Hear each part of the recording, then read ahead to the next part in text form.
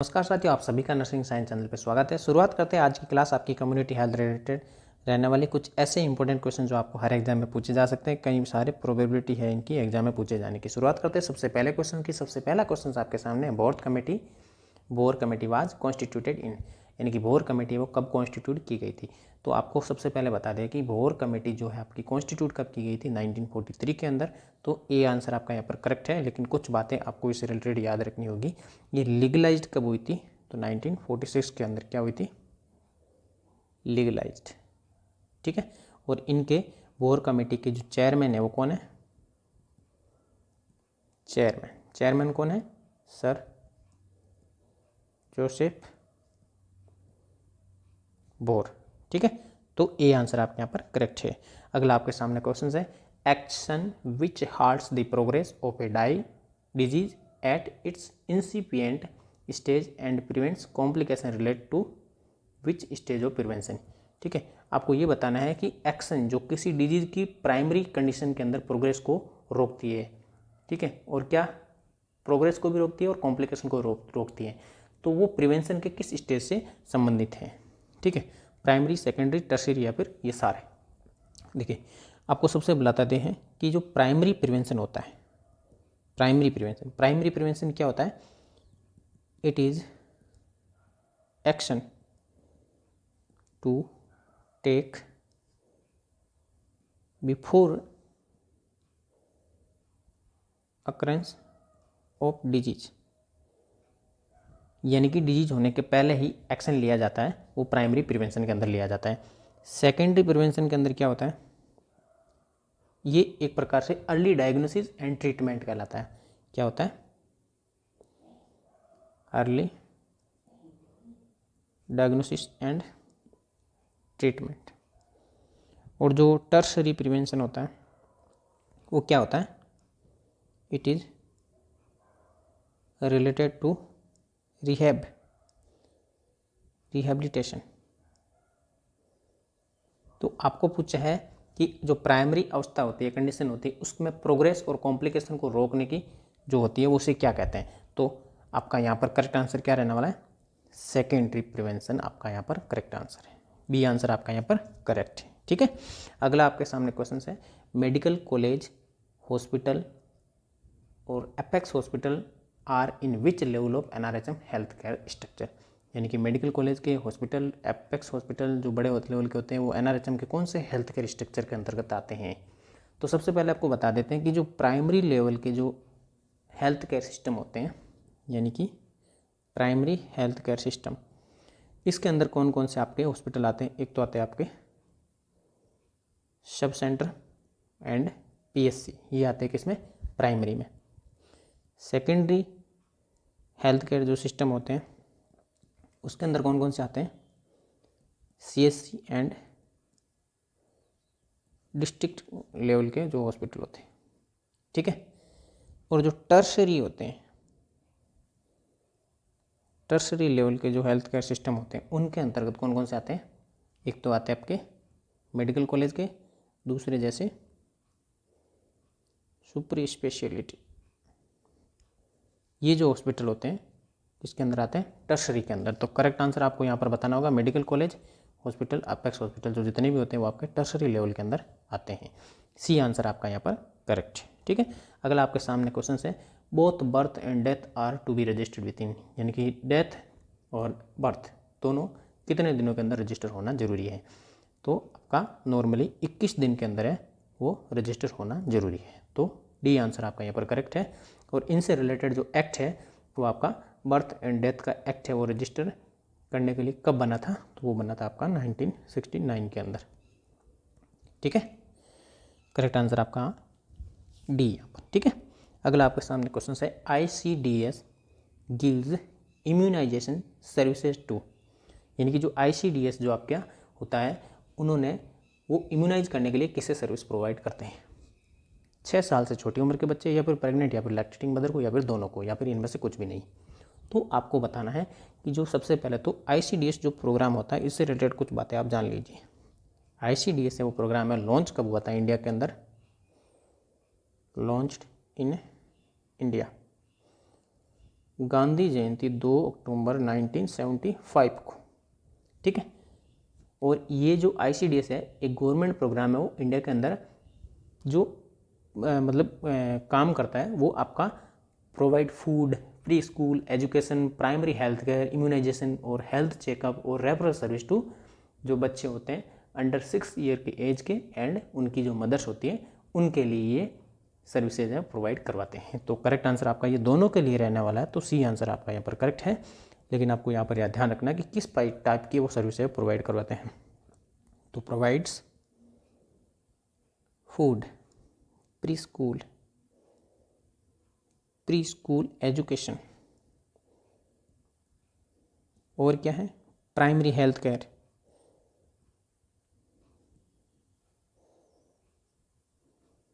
ठीक है, और क्या है, इम्यूनाइजेशन और health checkup and referral service,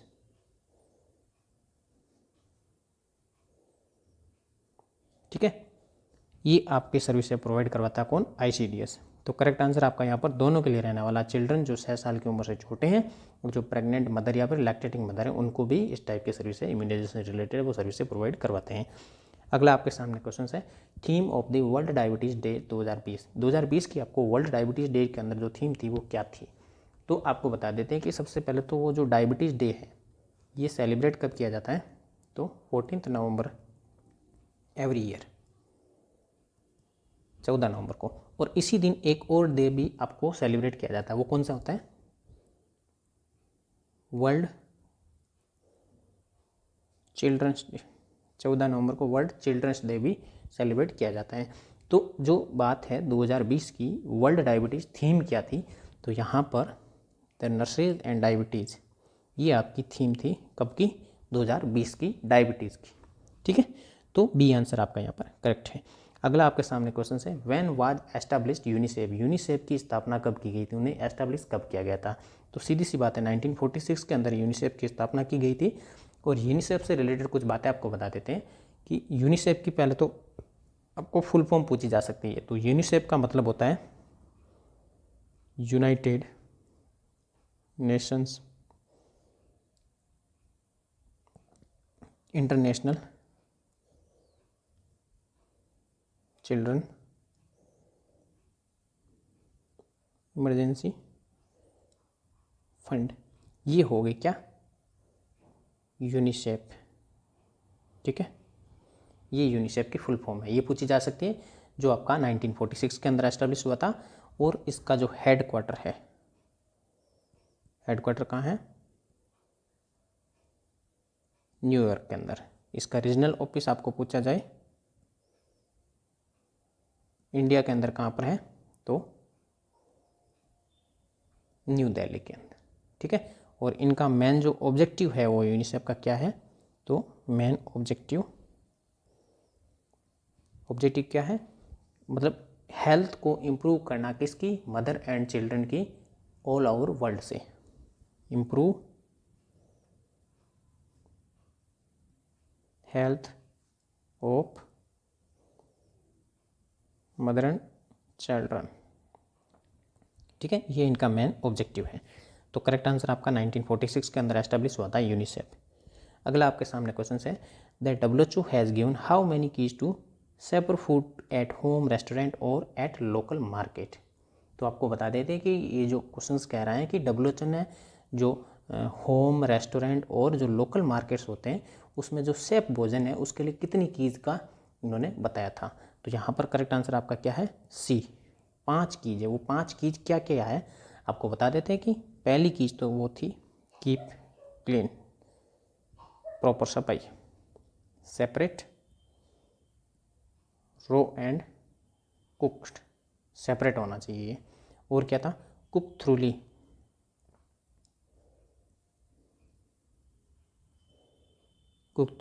ये 3 हो गई। चौथी आपकी जो इनकी कीज थी वो क्या थी, keep food at safe temperature, keep food at safe temperature, ठीक है। एक था आपका use shape water and raw materials. पांचवा का की क्या थी? Use shape water and raw materials. ठीक है, तो टोटल 5 कीज है वो WHO के द्वारा दी गई थी। सी आंसर आपका यहाँ पर करेक्ट है। अगला आपके सामने क्वेश्चन है बॉडीटेला पर्टुसिस कोजेज, यानी कि बॉडीटेला पर्टुसिस है वो किसे कोज करता है। तो आपको बता देते हैं कि वूपिंग कप, यहाँ पर आपका ए जो आंसर है करेक्ट रहने वाला है। आपको बताते हैं कि वूपिंग कप को ही पर्टुसिस नाम से जाना जाता है। किस नाम से? Pertussis, also known as pertussis नाम से जाना जाता है। इसे ही 100 डे कप नाम से भी जाना जाता है। ठीक है, तो बॉडीटेला पर्टुसिस है वो किसे कोज करता है? वूपिंग कप को। तो ए आंसर आपका यहाँ पर करेक्ट है। अगला आपके सामने क्वेश्चन है which diseases is caused by Aedes mosquito except. एक को छोड़कर आपको बताना है कि 3 डिजीज तो आपकी किससे कोज होने वाली है? एडीज मॉस्किटो द्वारा, लेकिन एक ऐसी डिजीज है वो आपकी एडीज मॉस्किटो द्वारा कोज है वो नहीं होती है। तो जीका, डेंगू या फिर चिकनगुनिया या फिर टाइफस। तो आपको बता देते हैं कि जो टाइफस है आपका वो मॉस्किटो द्वारा कोज नहीं होती है। डी आंसर आपका यहाँ पर करेक्ट है। आपको बताते कि स्क्रिप्ट टाइप्स होता है, स्क्रिप्ट टाइपस, जिसे अपन बुश टाइपस भी कहते हैं। ठीक है, ये ओरिएंटा नाम का जो बैक्टीरिया है उसके कारण होने वाली डिजीज है। कौन सा बैक्टीरिया है? ओरिएंटा।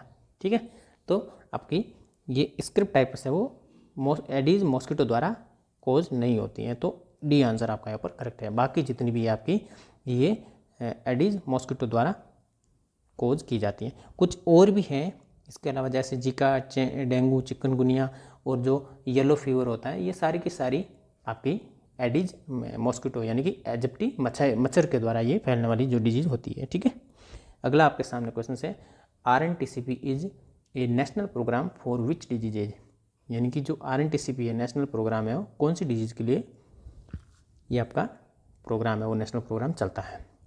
तो पहले तो आपको बता देते हैं कि RNTCP है उसकी फुल फॉर्म क्या होती है, तब आपको समझ में आ जाएगा। आर का मतलब हो गया revised national tuberculosis control program. तो कुल मिलाकर आपको बी आंसर आपको लग गया कि यहाँ पर ट्यूबरकुलोसिस है, तो बी आंसर आपका यहाँ पर करेक्ट है। तो RNTCP की फुल फॉर्म है आपकी revise national tuberculosis control program. और ये कब स्टार्ट किया गया था? तो 1977 के अंदर शुरुआत की गई थी इसकी। और इसके प्रिवेंशन के लिए WHO ने 1993 के अंदर ट्यूबरकुलोसिस को ग्लोबल इमरजेंसी डिक्लेयर किया था।